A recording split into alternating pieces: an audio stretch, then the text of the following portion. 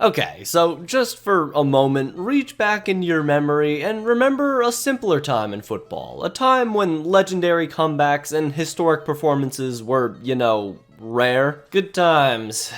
Good times. He is in! There he goes! Incomplete! Wow. That is unbelievable.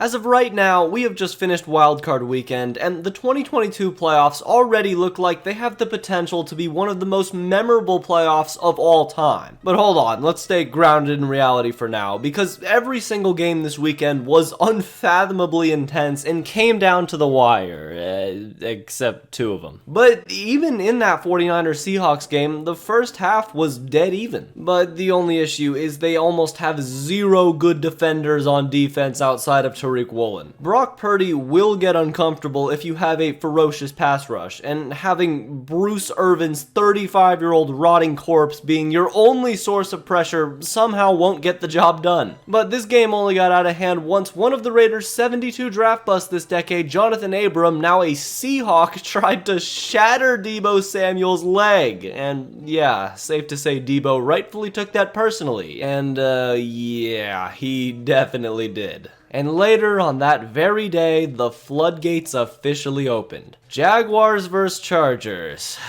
Where do I even start? I guess before the game, because remember the week before, in a relatively meaningless game against Denver, the Chargers' best deep threat and 50-50 ball receiver, Mike Williams, goes down with an injury, knocking him out of the next round. And the Jaguars, on the other hand, had to fight tooth and nail to crawl into the wildcard round as winners of one of the worst divisions in NFL history. So this set up a matchup where the Chargers just stepped on the Jaguars early on, but it was much deeper than that. Trevor Lawrence threw 4 interceptions in the first half alone and set a Super Bowl-era NFL record throwing 3 interceptions in the first quarter of a postseason game. Add on the fact that Asante Samuel Jr. also wrote his name in the record books, catching 3 interceptions in the first half, and at this point it was clear the Jaguars were going to bleed to death from self-inflicted damage. The Chargers were scoring points at will, and my lord, they took a 27-0 lead, so safe to say that's game over. Time to...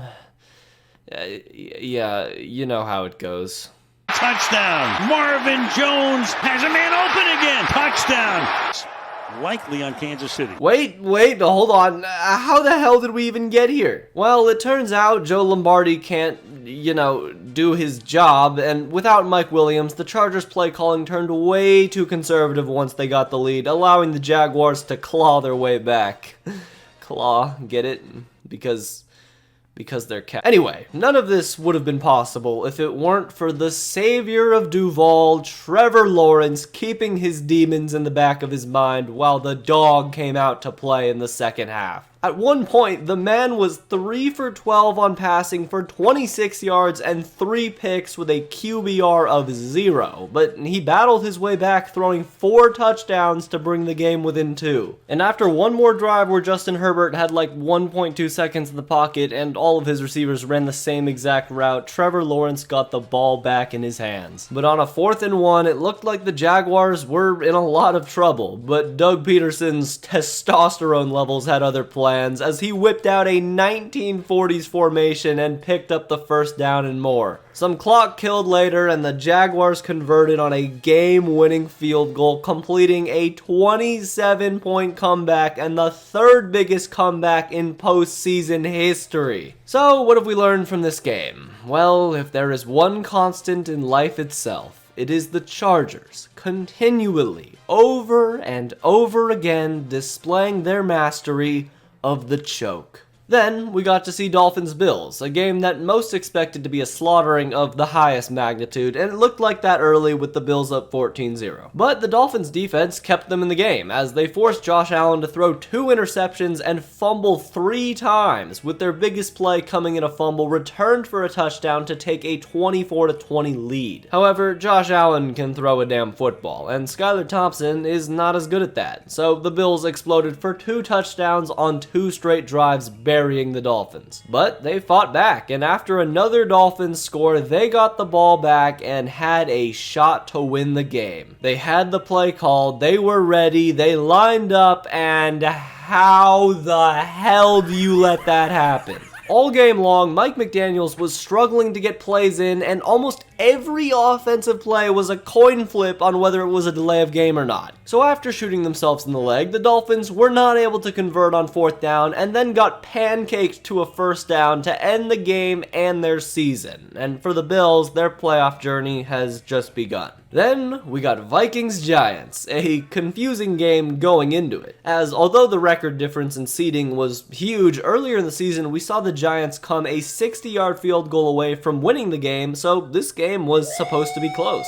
And this was just a classic punch-for-punch football game, with both teams scoring points in every single quarter. Two of the best new coaches in the league went at it, and man, Brian Daboll's game plan was flawless. Daniel Jones played a damn near perfect game, picking apart the worst passing defense in the league, while Saquon Barkley was still extremely effective even without double-digit carries. And with Adoree Jackson back, Justin Jefferson was limited all day long and the Giants forced someone else to beat them. And even with all those factors going against Minnesota, the Vikings still had a chance. All season long, this Vikings team had almost all of their games decided by one possession, so it was safe to say that they were used to this environment. And after getting gifted a lifeline by an awful drop by Darius Slayton that would have ended the game on the spot and an egregiously bad roughing the passer call, the Vikings were ready to make the most of their situation. But the Giants defense came through, clamping the first 3 plays, and on 4th and 8, Kirk Cousins, the gunslinger, dropped back in the pocket and checked it down for 3 yards. Season over. And nobody is surprised at all, Minnesota. You were frauds all along. To finish off the night, Ravens vs. Bengals, and the game script here was pretty clear, as this was a classic AFC North divisional playoff matchup with no touchdowns in the first quarter and as physical of a game as possible. Joe Burrow looked great, but the Ravens were dominating the time of possession battle, simply not letting the Bengals offense have a chance. And late in the game, it looked like the Lamar Jackson-less Ravens were about to pull off the impossible. Driving down the field, they found themselves on the 1-yard line, and all they had to do was fall forward and take a leap. Reaches, oh, that ball's out, that's live!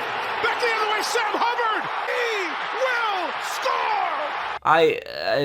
He will score! Wow. And just like that, the momentum was shifted entirely in the favor of the Bengals as the jungle rightfully erupted. But after some stops, the Ravens got a chance. A holding call had killed them, but hey, a 4th and 20 is about all you can ask for as Huntley unloads a pass and right through his hands. The Ravens could not have drawn up a better bounce, and it just went right through his fingertips. Damn. Then the last wildcard game, Monday night, Bucks vs. Cowboys. And not one singular thing went right for Tampa. Dak Prescott played almost a perfect game, and we may have just witnessed the last of Tom Brady in the NFL. It was a blowout from start to finish, but I guarantee everyone that started watching in the first quarter did not leave the game until Tom was officially dead. But now that he is, we just gotta wait and see what comes next. And the Cowboys actually looked good in the playoffs. Whoa. Anyways, if you enjoyed this video, then subscribe, because I got a lot of videos on the channel just like this one. And if you like this video, then watch this video right here on the best individual games of all time. It's pretty good, trust me. Anyways, until next time.